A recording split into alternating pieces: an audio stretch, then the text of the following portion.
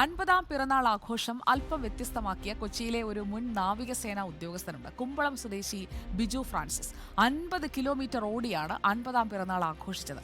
ആരോഗ്യം ശ്രദ്ധിക്കാതെ തിരക്ക് പിടിച്ച് ഓടുന്ന മനുഷ്യരെ ആരോഗ്യ സംരക്ഷണത്തിന്റെ പ്രാധാന്യം ഓർമ്മിപ്പിക്കുകയാണ് തന്റെ ഈ ഓട്ടത്തിന്റെ ലക്ഷ്യമെന്ന് ബിജു ഫ്രാൻസിസ് പറയും. 50ാം പിറന്നാൾ ആഘോഷം എങ്ങനെ വ്യത്യസ്തമാക്കാമെന്ന ചിന്തയിൽ നിന്നാണ് 50 കിലോമീറ്റർ ഓട്ടം എന്ന ആശയത്തിലേക്ക് ബിജു ഫ്രാൻസിസ് എത്തിയത്. പുലർച്ചെ 3 മണിക്ക് കുമ്പളത്ത് നിന്ന് ഫ്ലാഗ് ഓഫ്. പൂർണ്ണ പിന്തുണയുമായി ഒപ്പം നിൽക്കാൻ ബാങ്ക് ഓഫ് ബറോഡയിലെ സഹപ്രവർത്തകരും സുഹൃത്തുക്കളായ മുൻ നാവികസേന ഉദ്യോഗസ്ഥരും. വൈറ്റില, പനമ്പള്ളി നഗർ, മറൈൻ ഡ്രൈവ് വഴി മൂലമ്പള്ളി വരെ 25 കിലോമീറ്റർ ഓട്ടം. തിരിച്ച് അതേ റൂട്ടിൽ കുമ്പളത്തേക്ക്. തിരക്കുപിടിച്ച ഓട്ടത്തിനിടെ ആരോഗ്യ സംരക്ഷണത്തിന്റെ പ്രാധാന്യം ആളുകളെ ഓർമ്മിപ്പിക്കുകയാണ് ഓട്ടത്തിന്റെ ലക്ഷ്യമെന്ന് ബിജു ഫ്രാൻസിസ്.